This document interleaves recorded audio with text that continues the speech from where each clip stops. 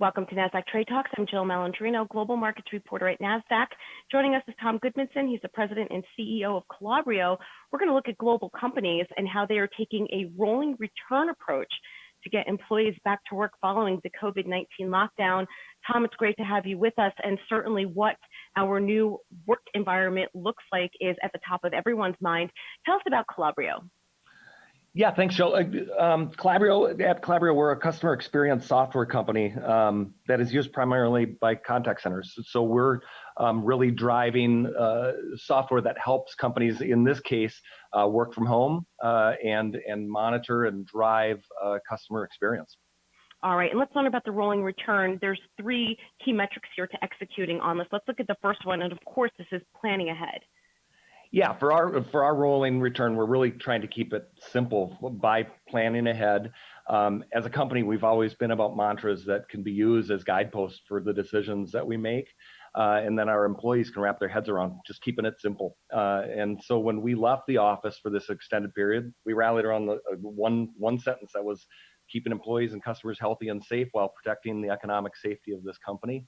And for re-entry, we're focusing on being safe, sanitized, and smart. And so to do it, we have to plan ahead. We have been working on this plan for weeks now. Weirdly enough, we started to work on this kind of when we left, because we never knew, nobody knows when we're going back, and so we wanted to be prepared. And by doing everything that we see, we can be thoughtful, and our employees can feel safe in that. We also give ourselves time to react and prepare. As a global company, we have 6 offices around the world, and to be smart about that plan, we have to be customized to all the regions and the rules and guidance that they're giving out, and leaning on our local leadership to help us out with that. But to be clear, right, is rolling looks different for every company. If you think that one size fits all, so many people are using checklists and what have you, that's nice to start with. But you really have to, if you're going to be a global company, be ready to react. Now, what about the new rules of engagement in the workplace? Because as we've seen with the trend over the past 5 to 10 years, these open workspaces, these collaborative environments really has been the new office. What's that going to look like when we get back? Yeah, we fit right in that. Every one of our offices is big and open and ripe for exactly what you don't want in this world. And so we're looking at it as, first of all, you got to be clean. Secondly, we're setting and maintaining safe distance. I think we've learned a lot about that over the last quarter of a year.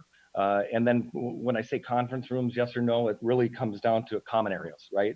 Is how are we going to feed those? And on the clean, you can't simply return to the office without some level of maintenance and deep cleaning. We're not in our offices, but we're cleaning them daily because we're getting used to that, and we're going to go even deeper and more. We want to make sure that we're walking the office and looking for anything that might be touched by multiple people and figuring out a way to get that surface cleaned or not touched. So if that's the case, we are making sure we're reseating everybody to make sure that they're a good distance away from one another all day long. It's just really important. And then on the conference rooms or the common areas, we've learned how to virtually work. And so do we really need to use that conference room? And do we really need to be sitting right next to one another? Should we continue to use video? Those are all questions we're asking ourselves. And then we do a lot of things like you'd expect of a software company: free soda, free food all over the place. Unfortunately, we have to stop that. And in our case, we're deciding to stop that. And so just making sure that and making sure that we have those new rules of engagement so we keep everybody safe. I think the general consensus is we're going to come back, but there's going to be a time of that we don't know how this pandemic is going to react over the next 12 months. That's a really good point. I didn't think of that because in many offices, there's fresh fruit or food available for employees and for guests throughout the day. That's an excellent point that you make.